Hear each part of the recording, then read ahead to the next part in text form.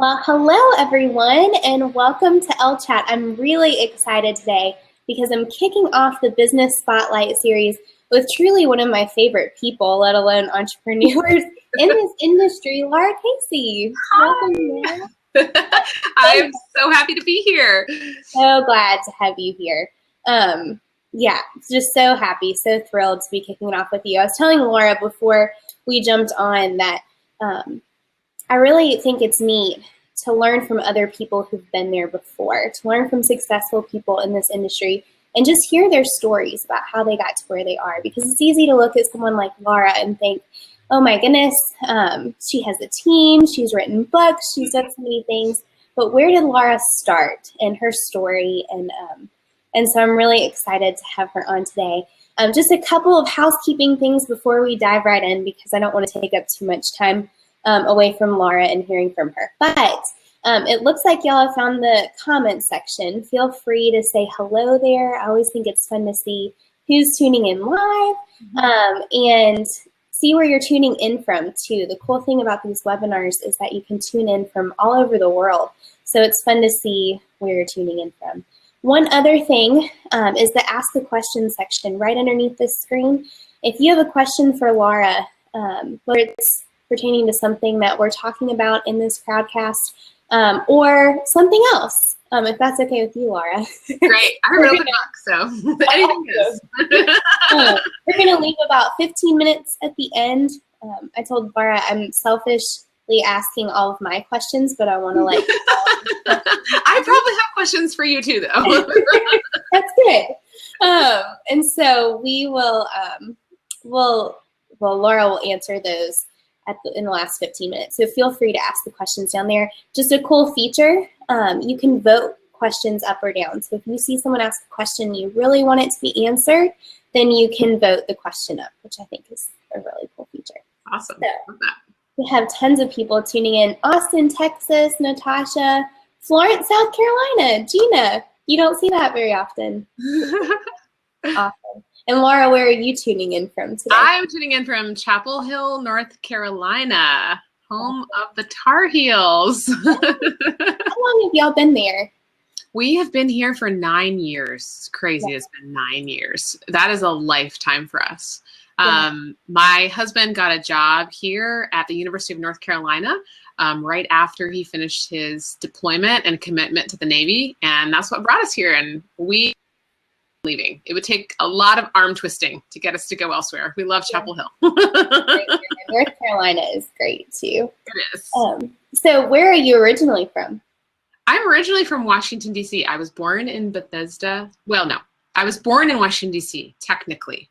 Yeah. Bethesda is right up against a little D.C. line, and we lived in Bethesda, Maryland until I was in 4th grade, and then my family moved to Florida, and then I went to college and ended up coming on back to the South after that. So I'm grateful to be here. Grateful that you're near. Yes, I feel like we're near. We are near each other. I know. We should hop, skip, and a jump. Yeah. And I keep saying I need to come to Chapel Hill, so we need to make that happen. Yes. So let's start kind of at the beginning of how you started Cultivate What Matters. It wasn't Cultivate What Matters at the time. Did you ever plan on having a business? How did it come about? That's a really good question. I'm not sure anybody has ever asked me if I planned on having a business. Really? I don't think I ever did. Neither one of my parents are entrepreneurs per se. They both followed pretty traditional paths. But I'll say that I'm really grateful that they have always encouraged me in whatever artistic endeavor I was interested in, which I know is rare. I certainly don't take that for granted. But I went to college for music theater. Like, I did not go to college for business. I don't have a degree in journalism or an MBA, none of it. I often talk about and feel like I am getting my unofficial MBA, and not to downplay MBA friends. I know that is a lot of work. So my very unofficial MBA through lots of training and courses and groups that I'm a part of. But no, I don't think I ever started thinking I'm going to have a business. And I certainly never thought it would be this business. I did not grow up first of all, loving weddings, which is really where my path began through being a wedding planner. And then I started Southern Weddings Magazine, which just celebrated its 10th anniversary issue. And through that, Cultivate What Matters kind of grew out, like exploded out of the woodworks because of a story. And not to get too sidetracked here. You stop me. This is good. You keep going. All right, great. Well, the short version of the long story is that my husband and I, we had a very rocky marriage to begin with. And when you are a wedding planner and in the wedding business with a rocky marriage, that can be really dicey as far as your confidence goes. But we did, and we were really two ships passing in the night for most of the beginning of our relationship. And by God's grace, we had a complete transformation. And it was at that point of us, our lives being turned around. And it wasn't overnight. I'm just telling you the very short version of the story. Right. That the heart of our magazine changed from inspiring brides to have beautiful weddings to inspiring brides to cultivate meaningful beginnings to married life, because that's what was happening in my story. Yeah. So if you're listening, you may think that there are potentially maybe painful or parts of your story that you feel like are insignificant. Those things might actually be the things that are fueling your business to be able to help people in the deepest ways. And that's what happened with us. It was at that time that we got our partnership with Southern Living, which we no longer have that partnership for many reasons, but we did get a great partnership with Southern Living Magazine at the time. We had our 5th anniversary issue came out, and the business just started to grow in a new, authentic way, to really use that word for what it is. And the shop, which used to be called the Lara Casey shop, started because we made a print, a gold foil print, back when nobody was doing that. Now everybody's doing it. That said, love never fails. And that was the heart of that 5th anniversary issue. We just thought, we only produce this magazine once a year. We only get one opportunity to get something physical into people's hands. And we just saw this ripple effect. Like, if we could get something into people's hands, into their homes, more than once a year, maybe we would have an opportunity to affect their lives in a deeper way. And so we took this route just to say, hey, we'll take a risk. We'll open up a shop. We have no idea how to do that. We ask so many dumb questions, which are really not dumb questions. Yes. But long story short is that print led to many more things created that were from that same heart of, if we could just get this into people's lives and into their hands, maybe it would start a domino effect. Maybe it would cultivate something. So the shop changed from the Lara Casey shop to the Cultivate shop early last year or 2 years ago now. I can't remember exactly. Because it started to be more about your story and not about my story anymore. And we wanted to be able to tell more people's stories, not just my story. And so we just kind of fought this tension, like, you know what? This name doesn't fit anymore. We have it written on all kinds of letterhead. We have all these things planted, but what was more important to us than maybe losing money on that, was being authentic with it and being able to step forward, almost like wearing a sweater that actually fits instead of one that's like midriff out in the winter. It's kind of awkward. That's a good analogy. So changing the name of the shop to be Cultivate What Matters has allowed us to grow and expand and to tell people stories. I have chills saying that. I'm just so grateful looking back. So neat. And it's so neat how you were open and had open hands to your business changing and evolving. I think that's something I'm struggling with right now, is trying to hold so closely to what's worked in the past. Yes. And not just rolling with the changes as they come and having open hands with it. And I love the new name, Cultivate What Matters, too, because as I've been working on my PowerSheets, which I have to show y'all, they're so pretty. That's awesome. As I've been working on it, it really has had me step back and think, what matters most? What do I want to focus on in 2018 as I start to plan and prepare for it? But I would love to know, too, so you started, it kind of shifted. When did the PowerSheets come along? When did you develop those, and how did those kind of start? That was actually something that I started for myself.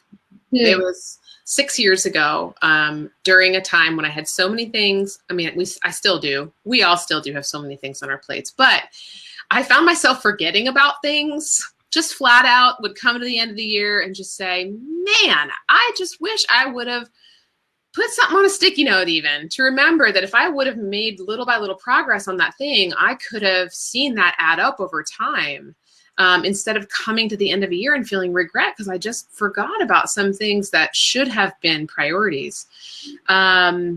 So that has been very challenging, to see people walk into seasons of life like that, and to just feel that tension with them. That was very challenging. And so I just created a product for myself. And I thought, you know what? I'm just going to make myself a list of things I need to tend to so I don't forget about tending to those things. And I called it my tending list. And that cornerstone page has become really the key page in the PowerSheets and really the key focus of what we teach, which is that overnight results don't result in anything that lasts. Truly good things do grow little by little over time. And when we just see it out in nature, that's where all these garden analogies come from, is stuff I see outside. If you were to see a seed and decide, okay, I want to plant this really good seed in the ground, stick it in the ground, and then dump a giant bucket of water on it and think, okay, I'm done. Let me see that bloom come out right now. Obviously, you're not going to see anything happen, right? But that's the way we treat our goals. We think, I just want to see this result overnight instead of waiting for that rootedness, that little by little progress to add up to something that has substantial staying power. And that's what the PowerSheets are all about, is number one, and not just the PowerSheets. So you don't have to get the PowerSheets to live an intentional life. I'll just say that. We have lots of free resources on our websites and everything. But in what we teach, it's about, first of all, like you said, Lauren, uncovering what matters to you. Like what exactly matters and what doesn't. What do I think matters because it matters to my best friend or that girl on Instagram who has a lot of followers? Or and once I know what matters, uncovering the things that I've been uniquely gifted in to be able to cultivate that thing that matters. Cultivate meaning grow it, to dig into it, to prepare it, to dig into the hard parts in that soil that are trying to hold back the growth. And so you uncover good goals, and then you make an action plan and you commit to it. And then little by little, you tend to it over time. And over the last 6 years, we've seen thousands of women, men too. We've had a few men in our PowerSheets community, not including the guys. Love you guys. But we've seen thousands of women across the world find success in this. And it's not rocket science. And again, you don't have to buy the product to make it work, although we created it to help you. Right. But it's really that principle. It's so opposite of what is taught in most of the world. The little by little versus the overnight. Yes, that instant gratification that we all want, especially around the beginning of the year as you're thinking about things that you want to change, especially things like losing weight and getting healthier and all of these business goals that we have. And we just want to see quick change instead of slow growth, which leads to lasting change too. And the crazy part is, most of the time, we end up giving up completely when we are focused on instant gratification, and the little by little actually produces faster results. Because either we just jump ship and we don't get any results at all, or, and when I say little by little, it's still action steps. Like it's still steps forward. You're still making progress. It may be imperfect progress, but imperfect progress is still progress. But it is amazing how much that can build your confidence. I mean, I'm speaking from experience this past year on some goals I set, how much it builds your confidence to do it little by little, because it really does start to add up. To give you an example, one of my goals this year was to finally get back into weight training. So I'm a former personal trainer, and I haven't had a gym membership for a long time because I have lots of kids. And so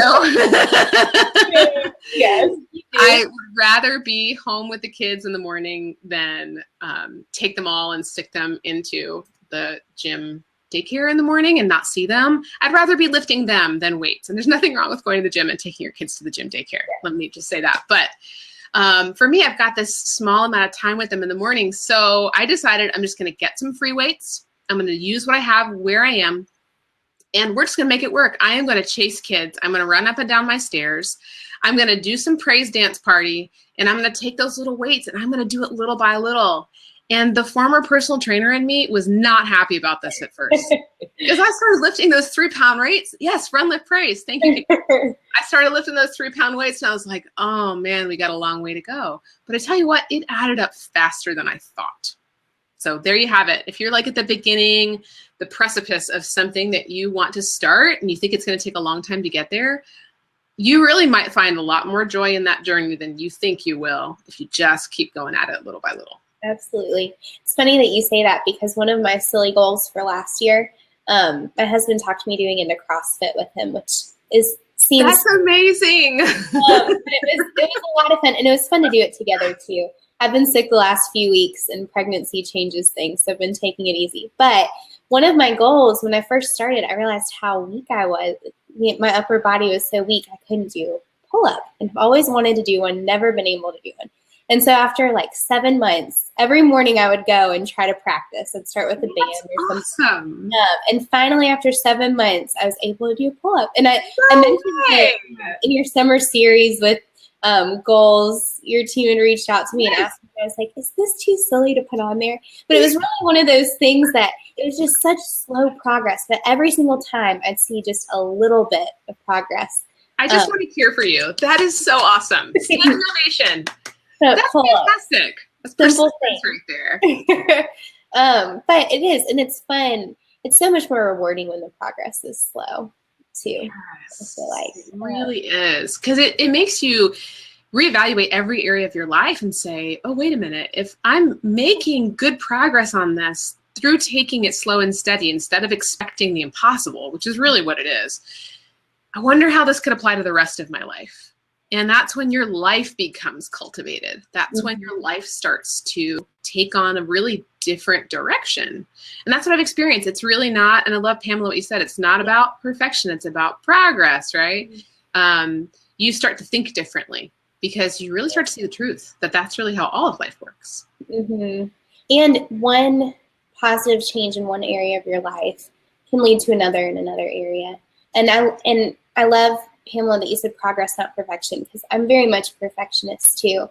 And so another goal that my husband and I had was quiet time in the morning, doing our Bible study and prayer. And I wanted to do it every single day, like mark it off my list, which I shouldn't be doing it for that anyway. But as we looked back over this past year, my husband said, Lauren, this is the most consistent we've been. This is a goal that we don't just want to check off for this year. This is ongoing. This is for the rest of our lives. And so if we miss a couple of days, that's okay. But just getting in the practice of doing it every day, again, is progress. And so looking at it as maybe not even for 2018, these are my goals, but if they're habits that you want to develop or something like that, to just encourage y'all, as my husband encouraged me, that it's look at it long term and celebrate your progress in the long term and not necessarily weekly or daily. Oh, so true. You know, we often look at people who we perceive are disciplined, and it's really that they have embraced that little by little progress with habits, and they've built these habits over time.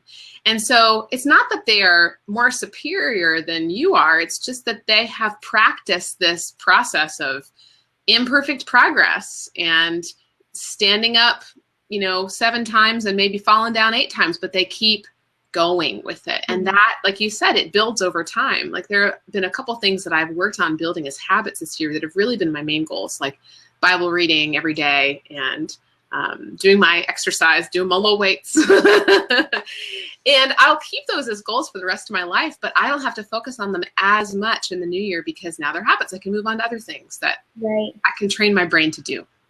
Yeah. I love that. I love that you said that. And it's funny that a lot of the goals we're talking about aren't even necessarily business related. They're more personal, but yes. But I love that too. So as you, and it's encouraging to hear from you about establishing habits and all that, because you seem to balance having a business, running a team, writing a book, launching the PowerSheets, homeschooling your 1 child right now, but you have 3. And so how, when people ask you about balance and how you seem to balance it all so well, what do you say to them? What are the keys to it? Yeah, well, first I will say that I don't do this all by myself. That's probably the number one question I get asked is, Lara, you do so much. How do you do it all? I don't. And I also don't do it really well sometimes. And I really believe that, I mean, you and I just talked about this, I think, before we got on, that we are always in a continual state of growing and learning, and you never reach a destination and stay there. We are creatures that were created to grow and fumble and mess up all the time. Yes. So I will say that, but I don't do it all. I have a lot of women that I work alongside who do things a lot better than I do in a lot of areas. So I have a great team that I work alongside. There are 10 of us now, I think. And growing. We're hiring 3 more people in the new year. So just keep your ears wide. That's awesome. In the first quarter of January. But I don't do it all. I have a wonderful team, and we really do take great joy in our individual responsibilities. So there's that. I also, as far as the kids go, we have an incredible caregiver who's here in our house and helps me with the kids while I'm working. So I'm not simultaneously homeschooling and answering emails all at the same time. I've tried that, and it is hard. You love at home moms. I tip my hat to you, and all the other parts to you. That's probably the hardest job. But as far as balance goes, I do believe there's balance because, again, I see it everywhere. I see balance in the seasons, and go with me on this for a second. Can you imagine doing like 2 springs in a row? And even proverbially, think about it. Like, that's 2 seasons of growth in a row. It's going to burn you out, right? And how many times do we do that to ourselves? And it's the same with our lives as it is in the seasons. Like, we were created for seasons, not just in our years, but really in the minute parts. For instance, seasons in our work, seasons of growth and rest. So for me, writing books meant that I had to completely shut myself off to a lot of other activities, and other things suffered. There is a balance there. There has to be. Like, you literally can't fit. Like, if I were to I have this really, my favorite candle right here. If I were to take this candle and fill it up halfway with water and fill it up another halfway with water, I can't fit any more water on top of it, right? I don't know if that's the best analogy, but you get my point. You have to have balance. And so I work very hard, and again, I fail at this all the time, but it's okay because I feel like the pursuit of it is worth it. Trying to build balance into my days, my weeks, my months, and my years. And you have to step ahead of yourself in this, because where you get imbalanced or where things start to fall to the wayside and you have less time to dig into what matters are the times when you have not prepared well. And I use that word prepare on purpose because that's what cultivate means. Cultivate means to prepare soil for growth. So, for instance, something new that I'm considering in the new year is taking 2 days with the kids away from work to be with the kids. I'm not calling them 2 days off because it's not. It's 2 days on, but just in a different way. And that's a sacrifice. I'd have to figure that out, but I think that would be worth it. So I'm trying to go ahead of myself and prepare my calendar, cultivate my calendar so that I can build in more margin. And so I do believe balance exists. And a lot of the time it's a whole lot of surrender and humility. I mean, just this week, I cried at my desk a couple days ago because I just thought, I have no idea what all these terms mean. I'm getting a new education and a whole new side of business, and my brain can't handle it all. So in those periods of overload, though, which are inevitable. So if you felt like a period of overload, just know, like, that's natural. You should feel that way if you're growing. You have an opportunity, though. You can either crash and burn, or you can look at it and say, this is an opportunity for me to find balance here and to let something go to make room for this growth. And I think that's where we've found a lot of freedom. You mentioned before, like, you said something about how you perceive we're so good at allowing the growth to happen in our business. I think it's more that we look at challenges as opportunities and think, how could this challenge be redirected in a better way? And so, long answer to your question, but all that to say is that I do believe balance exists. it just doesn't stay there for very long. And you have to continually redirect and continually ask yourself, does this matter? Is this right in this particular season for me? And can I go ahead of myself and prepare well so I can love other people better? That's what I feel like I'm at that place in my business right now, where and I feel like there's a little echo for me, so I'm going to plug this in just in case.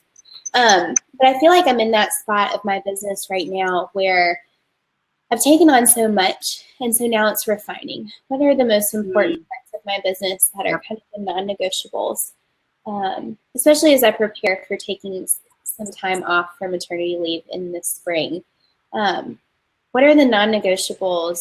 What matters most? And your PowerSheets were so helpful for working through that. What do I want my life to look like, you know, when I'm 80, when I look back on this season? What's really going to matter? Is it writing 3 blog posts a week, or is it making a difference in people's lives through my business in other ways? Is it spending time with my family? Is it taking time to rest and love my husband well and my family? Like those things that that matter most. How can I serve my team better? And so I'm really grateful for your PowerSheets. I told Lara before we jumped on that I've spent the last week kind of going through them. I'm taking December kind of off from the blog and other things, and just really pouring into it, and just learning that I can't do it all and do it all well.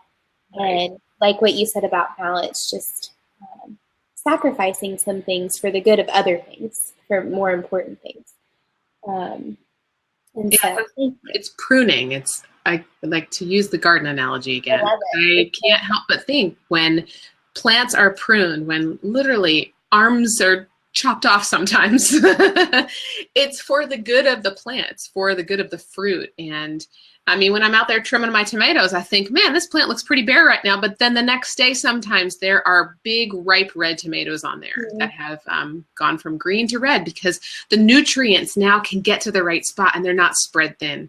And that's what we do with our lives, with our businesses so often, is we perceive that everything is necessary, that nothing can go. And so I love what you said, Lauren. It's such a good reminder that you have to constantly put the filter in front of your face. Where do I want to be in the big picture? Where do I want to be when I'm 80 years old, or whatever that number is for you? If you're 80 and you're watching, we love you. I've often spoken to audiences and they're like, I'm 80. Which is awesome. Where do you want to be when you're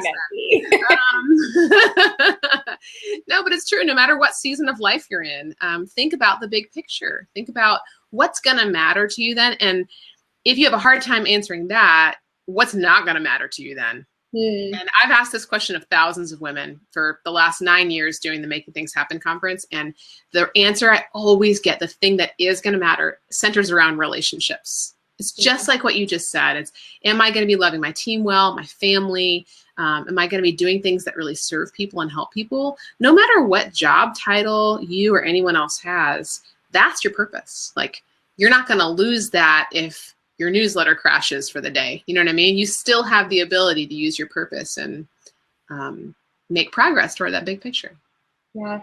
I love too that you talked about outsourcing and basically saying it's okay to ask for help and bring on help because you can't possibly do it all well. When you started building your team, and again, this is kind of a selfish question for me, but when you started building your team, how did you start to delegate and just have open hands? How did you, what are some tips there for just asking for help and bringing people on board? Yeah, there's a great book that we've been going through recently that I think summarizes some of what we've practiced, and we've practiced it very loosely, but just kind of by intuition, I guess. It's a book called Traction, and this book starts with core values. And I think that's the thing that we have done well from the beginning. Granted, we've learned so much more since then, but is knowing why you're in business. That's how you're going to attract like-minded people, first of all. So you have to be able to attract people who share your core values. And now we know so much more about that. That is really the number one thing. People like to say, oh, but I got to have all these other things in place first. No, start with your core values. Start with the innate behaviors in your company or your organization that you want to grow. So I'll give you our examples. We just formed a new core value that we discovered in our team, which is innovation. So innovation is one of our core values, always wanting to improve ourselves, improve our company. Integrity, which is honesty, humility, and being genuine, being willing to say, I'm not right, and there's got to be a better way to do this. And why am I forgetting them all right now? The power of one. That has been one of our core values since day one. So believing and acting on the fact that affecting one person's life is just as important as thousands of people's lives. I could go on. But when you have those core values really clear and you're living them all the time, you're, first of all, like I said, going to attract like-minded people who share those core values, and you're going to be able to reward and hire based off of those core values. So I know, like right off the bat, when I read someone's cover letter or their resume, if there are little like highlights and like bells that go off that make me see, oh, they totally get that core value. They totally get the power of one. I'm interested. So that's a huge help, is you got to know the heart of why you do what you do so you can attract people that do the same. And then there's so many tips I have on hiring the right people, but the other one would be to interview because of that, because you want to make sure that the core values are fit. Dave Ramsey, great book, Entre Leadership. I know you know all about it. But his hiring philosophy is what we follow. Just the constant check-ins. You'll find out so much more about people once you interview them many, many times. When I say many times, I'm talking like 10 times. A lot of times, more than that. But the thing that's helped us to grow over time is to look ahead at the growth and try to prepare for that growth. And that's the season we're in right now, is taking big leaps of faith, but also coupling that with really good analyzed data. Looking at, and whether you've been in business for 6 months or 16 years, the same can apply to you. Looking at like, how is our growth track going? What is our growth in different key performance indicators? And that would be, and I'm probably speaking a crazy language right now, but they're really easy. For us, that's things like, how many newsletter subscribers do we have? That is an indicator of where our profit's going to go. How many click-throughs do we have on certain things? One of our KPIs, our key performance indicators, is also blog traffic. The more people we get to the blog, the more people are going to go through to the shop. And you get my point, right? Yeah. So looking at those key performance indicators has really helped us to see our growth track and to know, okay, if this is where we're heading, this is how many people it's going to take to man this ship well. And it is never a not scary thing for me. I use a double negative on purpose. It is just always scary to hire new people. It does not get easier. I'm finding. Yeah, and it seems like you hit a place where you can't keep growing if you don't bring on the help to get there. Right. And so that's where I'm at too, and just learning it's okay to not have to do it all myself. Actually, it's a blessing to bring other people on and allow them to use their gifts. And yeah, and you really have to hire tens. So that's also a hard thing, is to not hire people who you're just comfortable and safe with, but to try your very best to hire people who are smarter than you. And that's scary. And I did that with Emily Thomas, who's been with me for 8 years now. I remember the day I hired her, I was like, this is so overwhelming. She's so much smarter than me. She's going to run circles around me. I'm so glad I took that risk. Yeah. And there's so much more, but investing in your people too, in training them. I think it's mostly hard for us to delegate to people because we haven't spent enough time helping them to feel equipped in those tasks. We get frustrated the first time somebody messes up on something. We think, oh, I made a total wrong decision here. I should just take that task back from that person. But you got to let people mess up. And you have to train them more than you think you need to. It's like overtraining almost. And that ensures your success in the long run. It's just what we talked about with goals, or just like we talked about with goals. The more you let those things take root over time, the more you give your people time to really sink in, the more it's going to be beneficial for you in the long run. Yeah, no, I think that's great. And I love too that you even said for your kids, you've brought in the help of the caregiver, that in business, in order to keep your business running well, not only people for your business, but people for your personal life too, who can help you and who you can delegate. I remember going to a conference one time, and Rachel Brinke, who is a lawyer / photographer, was talking about how she has someone come and clean her house. And she's like, it used to be a point of pride for me to do it all and clean my house, but I figured in the 2 or 3 hours that it would take me to clean my house, or maybe even more to deep clean it, I could be working with clients, spending time with my kids. Yep. And so just that whole perspective change of it's okay to ask for help. And I think it is a false assumption to think that if you're newer to business or you don't have a team right now, maybe you're listening, you're thinking, I have no money to hire somebody new, like house cleaning, schmouse cleaning. How am I going to even do that? I have felt that way many times. And it is a false assumption, though, that you have to bite the bullet and hire a full-time person right off the bat. You don't. There's so many amazing options now for virtual assistants, for even just a little bit of help here and there. Like maybe you just start with someone who is 5 hours a week. And even that 5 hours a week might be a game changer for you to be able to, like you said, Lauren, take that house cleaning time and turn it into time for you to be able to produce more revenue and also bless that person who's cleaning your house. Yes. Like that's how we do it. We don't do it every week, but every few weeks we have someone come, a team of women come and help clean the house. And honestly, we mostly do it because we love blessing them, and they are just the nicest people, and we've known them for so long.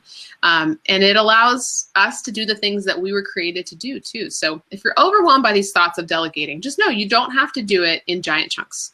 You can do it little by little and take some risks when the time comes.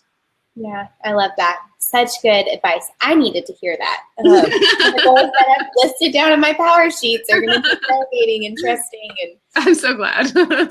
So, and we were talking about this before we jumped on. I asked Lara, I was like, is there anything on your heart that you feel like is relevant? She just spent a week with her team planning for 2018. And Lara, do you want to talk about that a little bit more? What's just been on your heart this last couple weeks?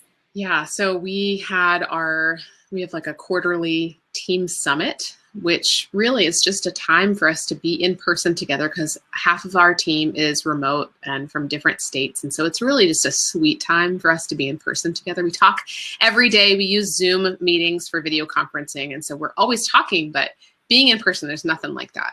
And we did our PowerSheets prep together this past time we were together.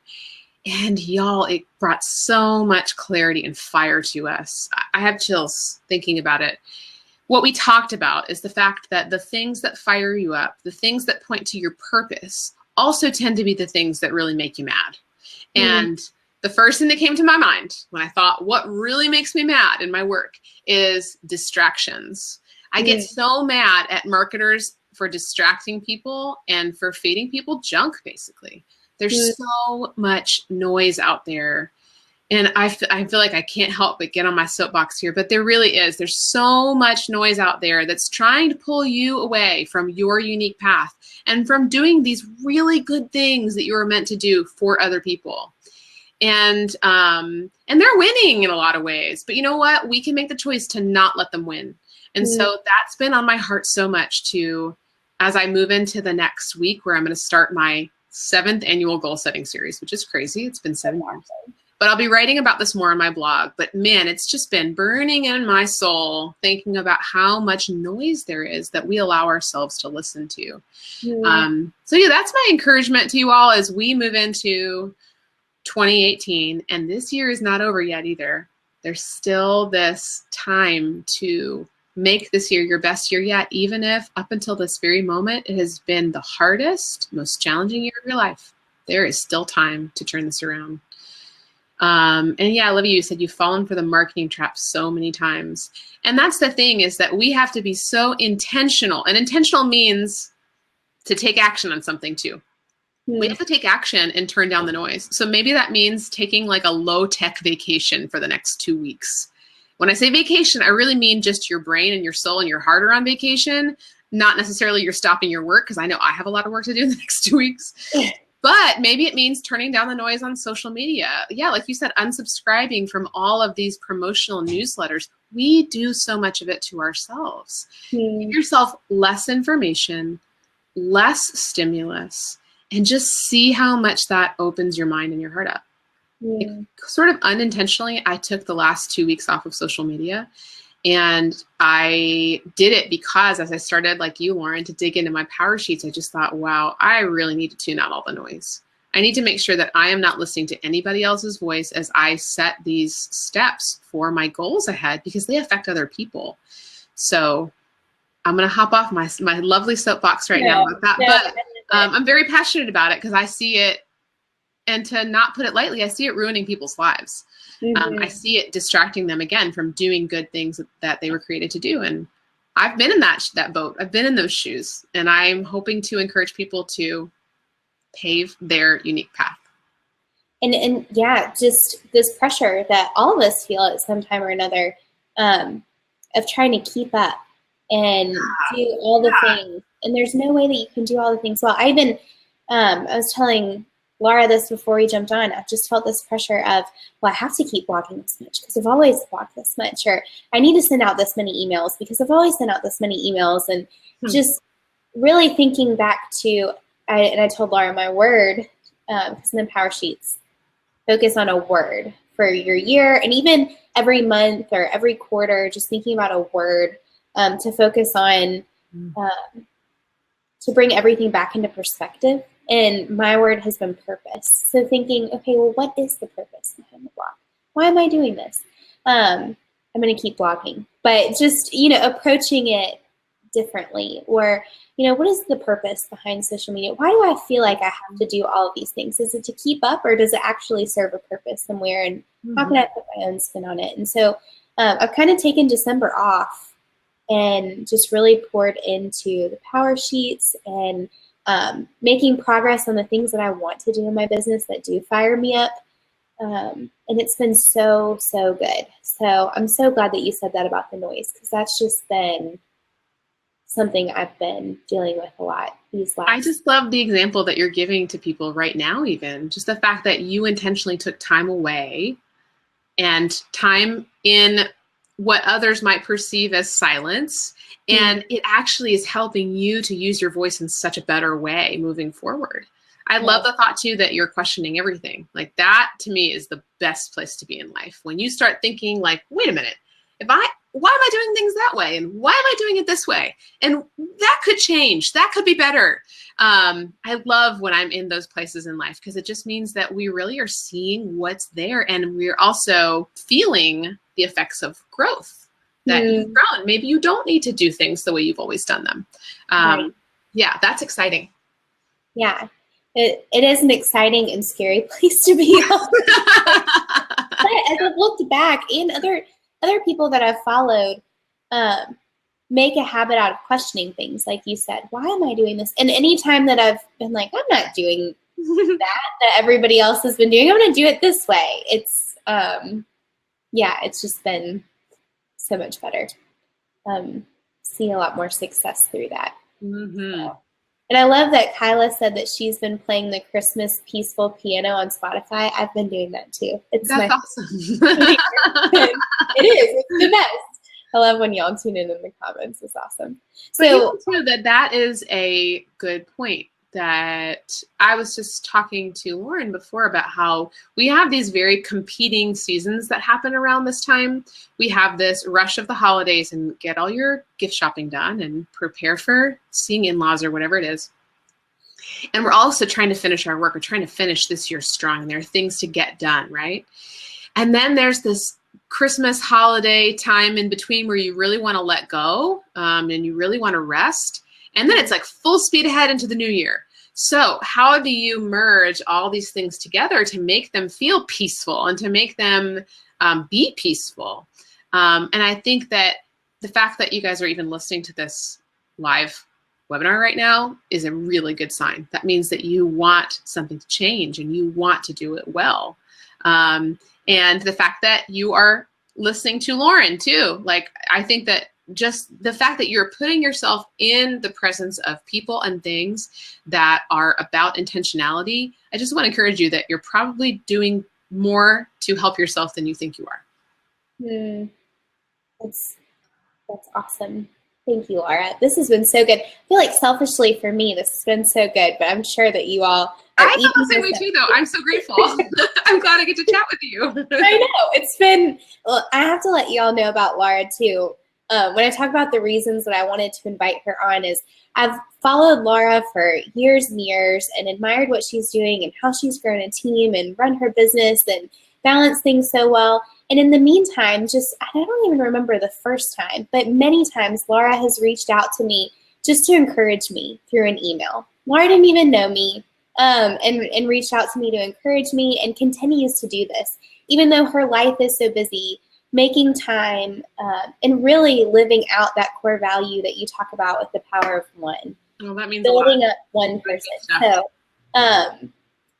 and I think so often we look at people who are further ahead than us or people we look up to as being far off, and you do an awesome job of really being approachable because you care about people. So thank you for the way that you've mentored me without even realizing it, and that's just really kind. loved on me and encouraged me. It's meant more than you know. So Lara is the real deal, y'all. That's really sweet. Already after spending 45 minutes with her on this webinar. She is so encouraging. No, I remember the very first time somebody left a comment on my blog for the first time. And this was back when blogging was not a mainstream thing at all. In fact, if you were to say blog to someone, they might have thought you were talking about, I think it was like the 1960s movie, The Blob. In fact, I remember saying that to my parents. They're like, blob? No, blog. It's this thing on the internet, on the World Wide Web. But I vividly remember getting the first comment on my blog. And I remember 2 bloggers reaching out to me when I first started my blog. And I was nobody. I still am nobody. But the fact that somebody out there in the interweb that I did not know in person wrote something on my blog, it is never lost on me. And so I love paying back that favor and leaving people's comments on people's blogs and replying to as many blog comments as I can, because I just remember how much that changed me and how much that meant. It makes a huge difference. It does. It really does. And you never know, just even down to the brass tacks of it, you never know how your encouraging words, whether it's in a blog comment or on a text or whatever it is, are going to change someone. I think there's power in words. And so I'm grateful you share really good ones. Well, thank you. You've been a huge encouragement to me. Okay, we have some questions, and I want to get to them before the hour is up and respect your time too, because goodness knows you have so much going on. But Ronnie asks, first and foremost, somebody already answered it, who the author of Traction is. Do you know? Wickman. You got it. I want to read that one too. I'm adding it to my list. What are a few other books on your list of books to read, Lara? Do you keep a list? Well, it depends on what realm, but I'd say in the business realm, there is a book by the former HR director of Chick-fil-A. It's called It's My Pleasure. And I really enjoyed reading that. I love their culture. I love the way that they love on their employees, all of it. So that was a very insightful book from someone who was within that company and in really the operations of that company. Deanne Turner, I think, is the author of that book. That's awesome. Other business books. I'm in the middle of reading one right now, and it's a thick one, but it is really good. It's called What's Best Next, and it's by Matt Sherman. You read that? Mm-hmm. Oh, it's really good. It's really, really good. And it centers around that question, what's best next? And that has helped me to think about productivity in a very different way. And I started to read that in like the second quarter of this year, right when I was starting to formulate new thoughts about how our business could be run. And it really just changed me. So I'm not done with that book yet, but I have learned a lot and implemented it. Yeah, for a productivity book, it's funny because it is very thick. You're like, I want to get through it. Yeah. But it's really good. It's really good. And then just the EOS Principles website, and it's connected to the Traction book. If you Google EOS Principles, I think it's eosworldwide.com or .org or something. But that's the founders of EOS are the writers of Traction. And Their newsletter is great. It's really more geared towards businesses with teams, but to me, there's a lot on there for businesses that don't have teams. Yeah. So highly recommend. That's awesome. Good to hear. I'm making notes about this too. Olivia asks, how do you gauge how long a goal will take when planning ahead? I.e., 3 weeks, 3 months, 1 year. It can be overwhelming to plan a year in advance, but it seems like as business owners, we have to live a year in the future. That's a good question, because I think that there are 2 types of goals. There's, well, 3 really. There are some that are habits that are perpetual, like maybe it's something like you talked about that you want to grow over time. And then there's a business goal that's really like a big picture rock that you're trying to hit. And then the other category would be things that you're not actually sure when you would hit that goal, but the pursuit of it and the cultivation of it is really part of the benefit. So yeah, I'm not sure. I'd say that if we're talking about the types of goals that have more of a metric to them, like a business metric, like say your goal, and we'll just like do something really simple here. Maybe your goal is to grow your newsletter subscribers by 1,000 subscribers or something like that. You're trying to grow one of these KPIs. Then it needs to be realistic. So you should look back at your history and say to yourself, okay, how did I gain this number of newsletter subscribers so far? And is it realistic for me to grow at that same rate or just a little bit more, and then kind of track that out? It's really not rocket science, and I am not a numbers person. I am not the guru on the data, but to me, even that type of example is something that's easy to chew on if you just write it out. So as far as an end date goes, I think you kind of have to work backwards. You have to first look at what's possible, and then you also have to look at why in the world you have that goal in the first place. So for us, our newsletter subscribers are directly tied to our ability to reach the goals that we have in a whole lot of other areas. So we do have that number there, but we also know the pacing and what it's going to take to get to that. So I don't know if that made any sense or if that helped at all. Yeah, but I think it depends on the type of goal. Yeah. And some of them I found that I need to put a timeline on, or else I'll never really follow through with it. Like I need this to happen by this date to kind of give me a little push to actually take action. Yes. And I think the place where people mostly get stuck is in the starting steps of something too. And it's usually the putting it on our calendar that causes us to do the starting steps. But that's why in the PowerSheets, for instance, and what we teach, we don't talk about just making an action plan for like an entire year. We allow you to refresh your goals every season or every quarter based on your progress, because we know that, again, we were created to grow and change. And as we grow and change, our goals are likely going to grow and change too. And we do the same thing in our business. We have these like larger, big picture goals, but the way we get to them might completely change as we go quarter to quarter. So you have that freedom and flexibility you don't have to map out every action step. Just know your starting step and know your why that's connected to your big picture. Yeah, I love that you map those out in there too. And I love that you even said it's okay to write down these goals in this space because you can come back to them. And I saw further on in the PowerSheets where you do come back to them every quarter. And it's like, for the perfectionist in me, that's like, no, these are the goals that I'm going to reach in 2018. It was good to say, okay, I can write it down because I can change it later. It's so relieving, isn't it? It's like, okay, good. I'm not tied to this. But I feel like we naturally fight that because it's true. We should not necessarily be stuck to something for that long. We're going to change. Yeah.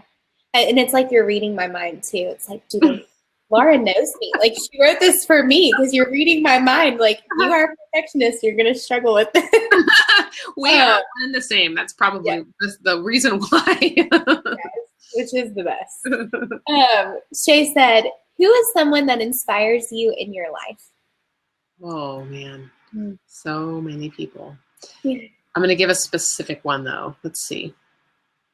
Okay, well, this is the first person that came to mind. Nancy Ray inspires me. She is a photographer. She's a mama, but she's also been a longtime friend. And the reason I choose her is because she is a prayerful, faithful person and a very selfless person. And just to give you one example, like when in the season after we adopted our daughter, Sarah, I had just had a baby too. And it was a crazy time for us. We had 2 babies within 6 months of each other. And I was nursing Joshua and trying to pump for Sarah at the same time and pretty much freaking out about all the things. And just couldn't do it anymore. And she one day showed up at my house with a huge ice chest full of frozen milk from her, from friends. And it's something that I will never forget. Like I'm trying to fight the tears.